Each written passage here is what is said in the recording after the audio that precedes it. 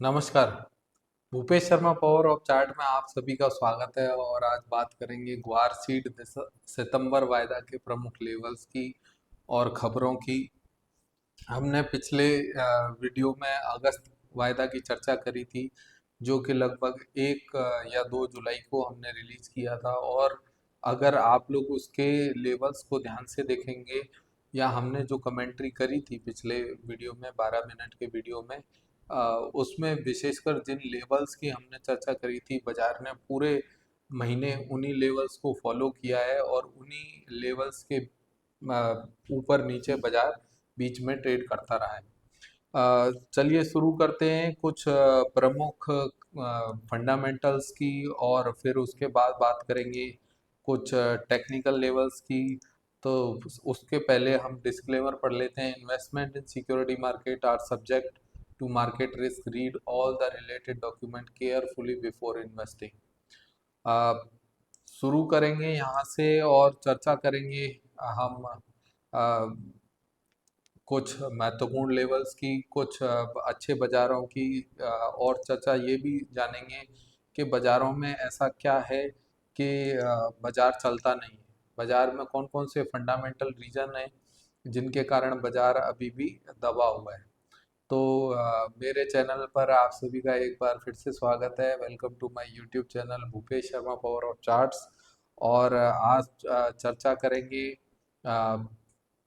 ग्वार के कुछ फंडामेंटल रीजंस की, जो कि आप स्क्रीन पर भी देख सकते हैं। इस बार कई सारी पिछले वीडियो में खबरें आई थी कि सर आप जो भी रीजंस बताते हैं उनका एक थोड़ा लिखित में डालें तो ज़्यादा अच्छा रहेगा। मैंने कहा चलो ठीक है, अगली बार देखेंगे।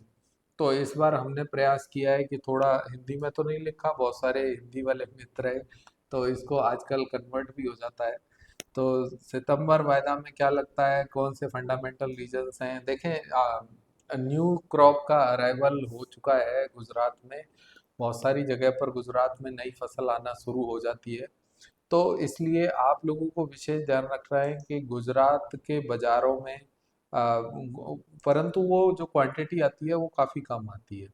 जो ज़्यादा क्वांटिटी आती है दिवाली के आसपास, तो वो आती है आपके हरियाणा और राजस्थान, ये 2 जिलों में, 2 राज्यों में। और इसके साथ ही जो गुजरात का जो राजस्थान से लगता हुआ हिस्सा है, वहाँ पर भी तभी आती है।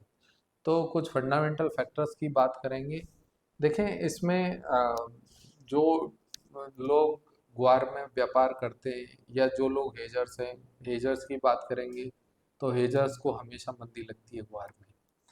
अ, वहीं अगर खैर फंडामेंटल रीजंस की बात करते हैं, ये तो सेकेंडरी बात है। Strong export demand for guar gum अभी भी जारी है, इसलिए जो तेजी वाले लोग हैं उन्हें अभी भी एक आशा नहीं छोड़नी चाहिए। और आशा ही एक ऐसी चीज़ होती है जो इंसान को उसके लक्ष्य तक पहुंचाती है। तो ये ध्यान रखें कि न्यू क्रॉप से बियॉन्ड बढ़कर आगे वाला जो पॉइंट है, strong export demand for guar gum, वो लगातार बनी हुई है। मई के जो आंकड़े आए थे वो भी काफ़ी अच्छे आए थे, और मैं कहूँगा कि आगे भी मुझे उम्मीद है आंकड़ों में जो मजबूती है वो बनी रहनी चाहिए। आ, जो स्ट्रॉन्ग आंकड़े, इसका जो डायरेक्शन है, अगर हम बात करें तो डायरेक्शन में बुलिश डायरेक्शन इसका अभी भी समझ आता है। इसीलिए मैंने बोला है कि आंकड़े जो एक्सपोर्ट के आ रहे हैं उसके हिसाब से बाजार अभी भी बुलिश है। अगला पॉइंट है गुड मानसून। देखें, जो तेजड़िया है उसको मानसून हमेशा अच्छा लगता है, जो मंदड़िया है उसको मानसून हमेशा कमज़ोर लगता है। तो क्रॉप का आउटलुक की बात करें तो ये एक कॉन्ट्राडिक्टरी विषय है। कोई कहता है कि जी बिजाई बहुत अच्छी हुई है, कोई कहता है, परंतु मेरा ये मानना है कि एकदम घटिया से घटिया अगर मानसून रहेगा तो भी, अगर पिछले कई सालों के आंकड़े देखेंगे तो भी ग्वार की फसल, बिल्कुल मैं कहता हूँ एक बूंद भी बारिश नहीं गिरती।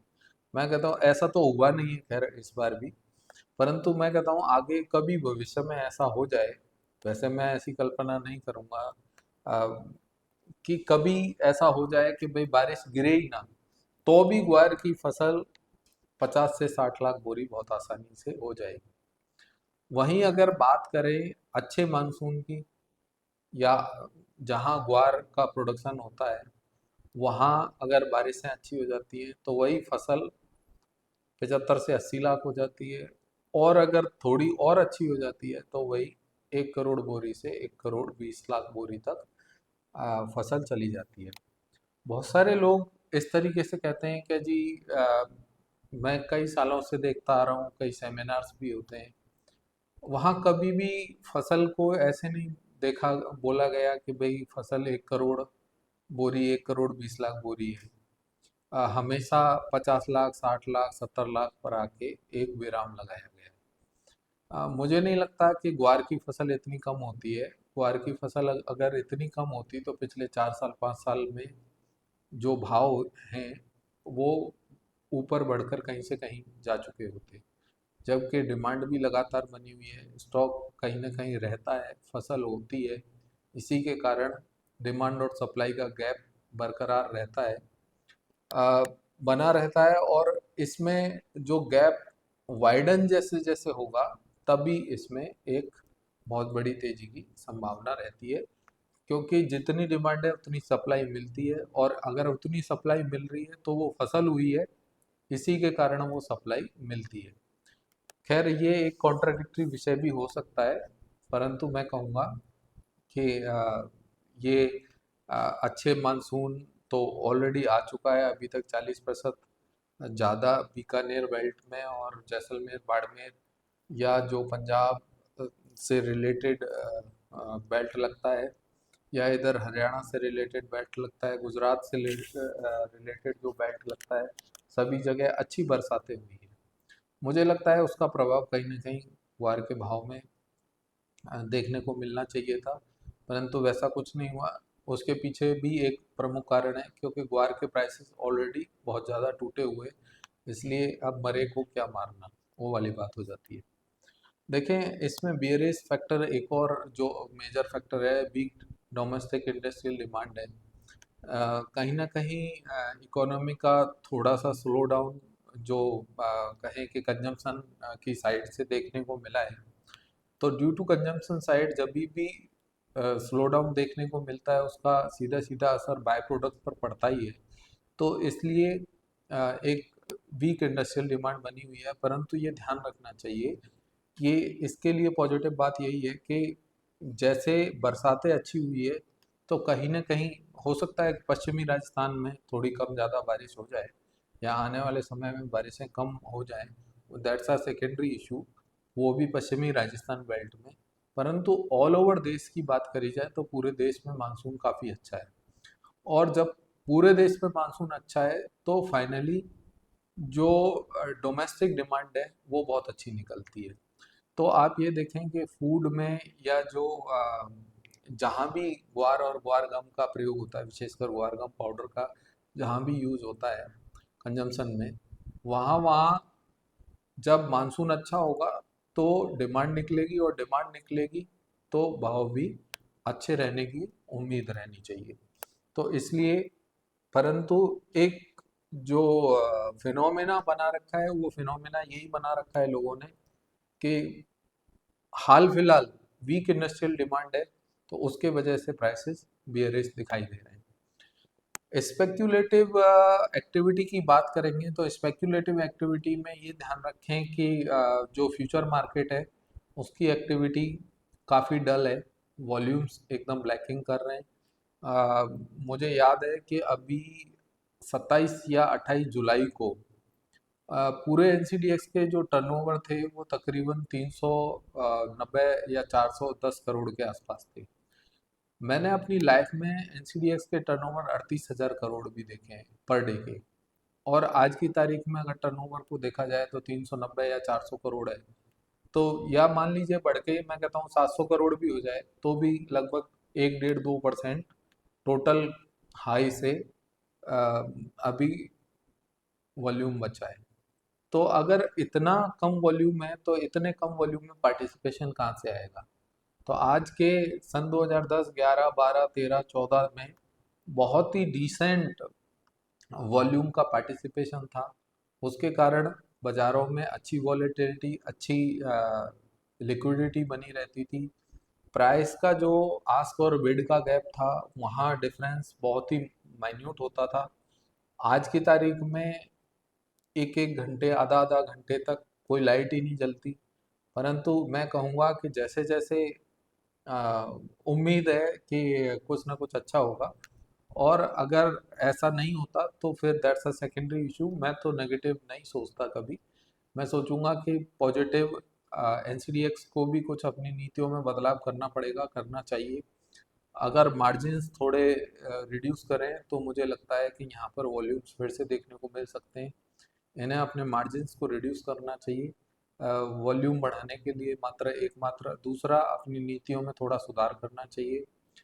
कहीं बहुत सारी पिछले महीनों में बहुत सारी जगह डिस्काउंट, जो डेस्टिनेशन डिस्काउंट का एक मुद्दा था, वो भी एक बड़ा मुद्दा था। खैर, that's a secondary. Come to the next point, lower carry forward stock. ये एक बड़ा ही मुद्दा, बड़ा बहुत कठिन है ये सवाल। कोई भी नहीं, यक्ष प्रश्न है ये। तो इसको कोई नहीं बता सकता कि कितना कैरी फॉरवर्ड है। कोई कहता है कि ना जी 70 लाख, मैं कहता हूँ कि ग्वार का स्टॉक कोई भी नहीं बता सकता। एक अनुमानित है कि हाँ, सब लोग बता सकते हैं। वैसे कई सारे लोग हमेशा से कहते आते हैं कि 20 लाख, 25 लाख है।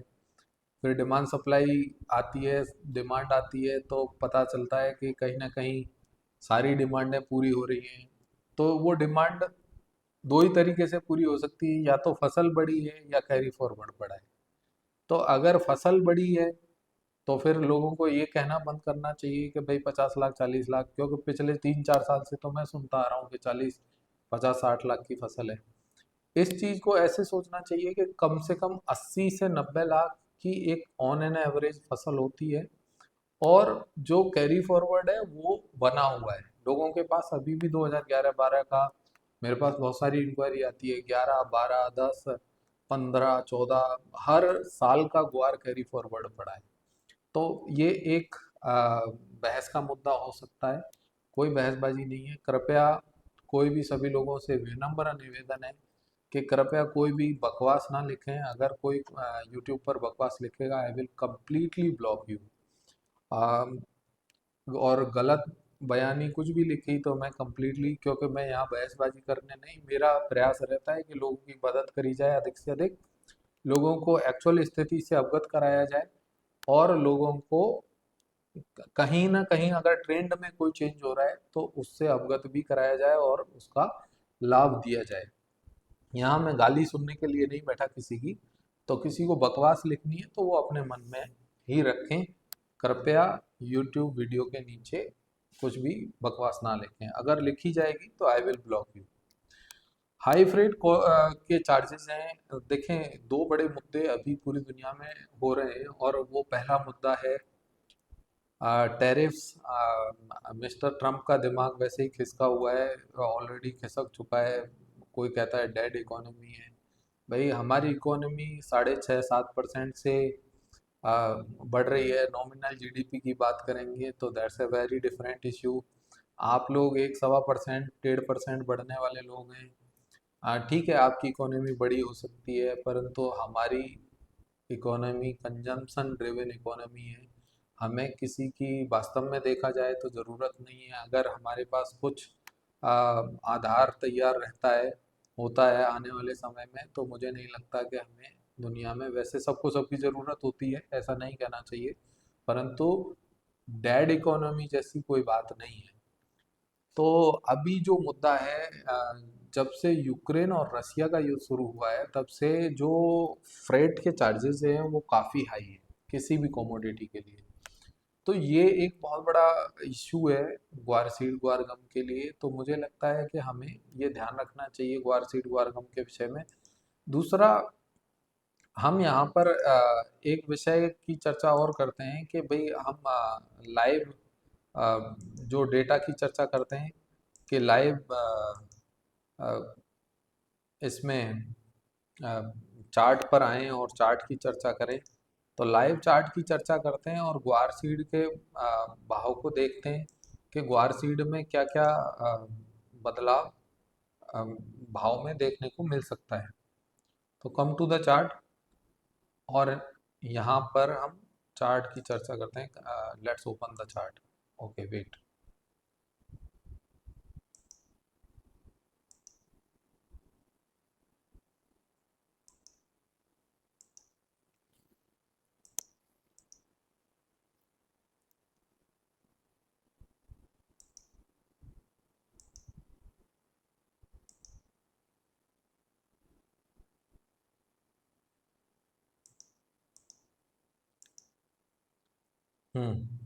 देखिए, हो सकता है चार्ट है ना अभी यहाँ पर दिखाई नहीं दे रहा है। अब उसके पीछे अभी कोई टेक्निकल फॉल्ट है इसमें, इसके वजह से चार्ट यहाँ दिखाई नहीं दे रहा। बाकी मैं कहूँगा कि चार्ट ग्वार सीड का काफ़ी बेहतरीन स्थिति में चार्ट है। ग्वार सीड और ग्वार गम के लेवल्स आप लोगों को नोट करने चाहिए। देखिए, ग्वार सीड और ग्वार गम के लेवल्स की बात करें तो सबसे पहले हम स्पॉट चार्ट की चर्चा करेंगे यहाँ पर। और स्पॉट चार्ट में हम देखेंगे कि 5317 के आसपास ग्वार सीड का भाव बंद हुआ है। तो ये जो भाव ग्वार सीड का बंद हुआ है 5317 के आसपास, इसमें एक मिनट, मैं प्रयास कर रहा हूँ कि यहाँ पर चार्ट आप लोगों को दिख जाए। खैर, कोई बात नहीं, अभी आज चार्ट यहाँ पर दिखाई नहीं दे रहा है। एक मिनट आप होल्ड करें।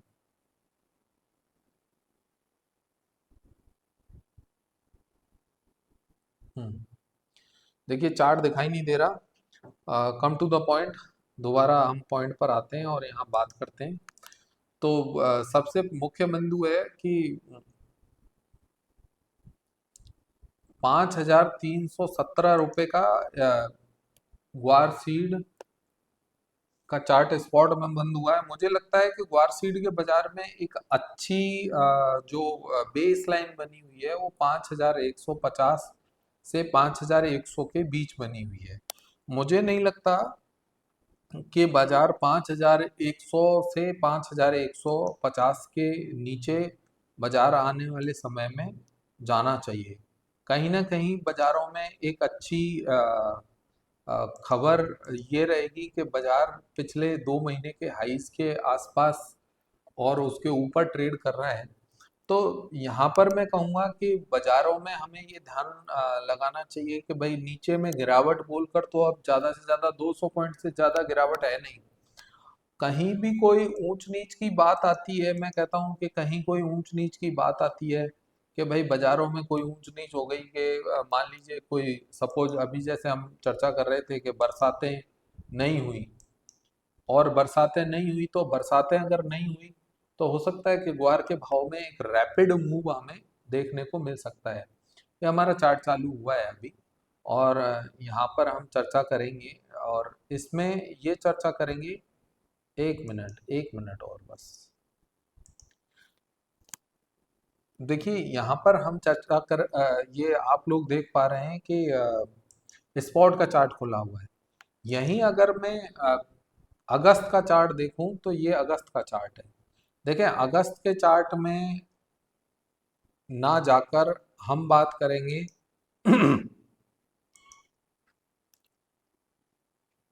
Let me open the chart और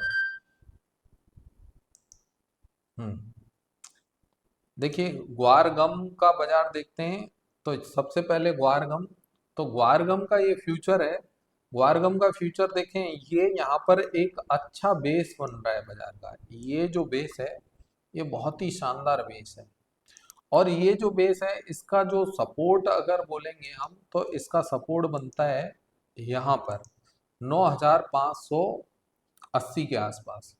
तो ये जो 9580 से 9700 की रेंज है, मतलब नौ सीधे कहें कि 9550 से 9750 की जो रेंज है बाजार में, ये रेंज ग्वार सीड के लिए बहुत ही शानदार रेंज है, बहुत ही मतलब एकदम उम्दा कह सकता हूँ मैं कि बहुत ही शानदार रेंज है। और इस रेंज का बाजार अगर कहीं मिलता है तो I think that could be the best for market. कारण क्योंकि यहाँ पर गिरावट बोलकर है ना कुछ भी विशेष नहीं है। गिरावट बोलकर कोई सोचे कि यहाँ गिरावट बहुत ज्यादा होने वाली है, तो गिरावट बोल के यहाँ कुछ भी नहीं है। अब बात करते हैं ग्वार सीड की, सॉरी अपसाइड की। तो देखें अपसाइड में यहाँ पर अपसाइड भी काफी बड़ी है। अगर ये भाव 10,200 के ऊपर निकलते हैं, वैसे तो मैं आप लोगों को अगर बताऊं इसके मेजर लेवल्स हैं 10,500। देखें 10,500 का एक बेंचमार्क लेवल है ग्वारगम के लिए। 10,500 का लेवल ग्वारगम में क्रॉस होता है तो ग्वारगम में एक रैपिड मूव भाव में देखने को मिल सकता है, जो ऊपर में 11,200 12,200 तक बहुत आसानी से संभावित रहेगा। और उसके ऊपर निकलने पर हो सकता है कि सितंबर का जो फर्स्ट वीक आएगा तब हम नया वीडियो रिलीज कर देंगे। एक प्रमुख है ना, आगे ग्वार सीड के चार्ट पर जाने से पहले दो प्रमुख सूचनाएं। एक तो लाइक शेयर सब्सक्राइब जरूर करें। दूसरा, हम लोगों ने जैसे स्क्रीन पर हमारा नंबर भी ड्रैग हो रहा है नीचे, वहां पर आप संपर्क कर सकते हैं अगर आप लोग डेली अपडेट चाहते हैं या डेली का मैसेज चाहते हैं। और जो लोग, बहुत सारे लोग जुड़े हुए हैं, मैं तो आप लोगों का धन्यवाद देता हूँ। बहुत प्रेम दिया है, बहुत आप सभी का आभार। बहुत सारा प्रेम दिया है आप लोगों ने। गोल्ड सिल्वर में भी बहुत है ना, सारे लोग पूरे हिंदुस्तान से जुड़े हुए हैं। स्पेशली ग्वार सीड की बात करें, कैस्टर सीड, जीरा की बात करें, मसालों की बात करें, बहुत सारे लोग जुड़े हुए हैं। तो बहुत ही नॉमिनल चार्जेस में you can join our services for daily updates. और वहाँ पर डेली जो अपडेट्स दिए जाते हैं वो इस तरीके से दिए जाते हैं कि भाई आप लोगों को, जो लोग ट्रेडर हैं वो ट्रेड भी कर सकते हैं, जो लोग अपनी पोजीशन को हेज करना चाहते हैं तो वो हेज भी कर सकते हैं, जो लोग अपनी पोजीशन को नीचे में ओपन करना चाहते हैं उसको ओपन भी कर सकते हैं। लाइक शेयर सब्सक्राइब जरूर से करें जिससे नोटिफिकेशन मिलता रहे किसी भी नई सूचना का। हमारा ग्वार सीड का एक ही उद्देश्य रहता है कि मंथली एक वीडियो रिलीज किया जाए, वो भी महीने के शुरुआत में। और बाकी हम सूचना ज़्यादा काफ़ी व्यस्त रहते हैं अन्य बाज़ारों में। हमें सेक्टर एनालिसिस भी करना होता है बहुत सारे स्टॉक मार्केट में। तो बाकी आप डेली अगर कोई अपडेट चाहते हैं तो बहुत सारे टीवी चैनल्स पर मुझे लाइव देख सकते हैं, CNBC आवाज़ और रीटीना स्वदेश पर विशेषकर। और यहाँ पर बात करते हैं ग्वार गम की, तो ग्वार गम के मैंने लेवल्स आप लोगों को बता दिए। ग्वार सीड की बात करते हैं तो देखें ग्वार सीड में एक बात हमें ध्यान रखनी चाहिए कि ग्वार सीड के बाजार में मुझे नहीं लगता कि कोई विशेष मंदी यहाँ पर है। और ऊपर में जैसे मैं पिछले कई महीनों से मैं बार बार कह रहा हूँ कि ऊपर में 5,500 5,450 के लेवल का विशेष ध्यान रखना चाहिए। अ, इस बार अभी बाजार क्या है कि कई महीनों से कंसोलिडेट भी हो रहा है। और विशेष ध्यान रखने की बात है कि 5,450 5,500 के ऊपर निकलने पर एटलीस्ट ये तो विशेष ध्यान रखें कि गुआर सीड में किसी प्रकार की शॉर्ट सेलिंग से बचें, बिल्कुल भी ना करें भाव देखकर। दूसरी बात, ऊपर में कहा, जैसे मैंने अभी कहा कि भाई 10,500 क्रॉस करेगा तो 11,200 12,200 बहुत आसानी से हो जाएगा। तो यहाँ पर 5,000 का भाव क्रॉस करने पर 5,600 और उसके ऊपर सीधे 5,900 और 6,400 तक के भाव भी यहाँ संभावित हो सकते हैं। तो ये रहा आज का वीडियो का अपडेट। और नमस्कार, बहुत ही धन्यवाद आप लोगों का, बहुत प्रेम दिया है आप लोगों ने। बहुत बहुत धन्यवाद, बहुत बहुत धन्यवाद आप सभी का।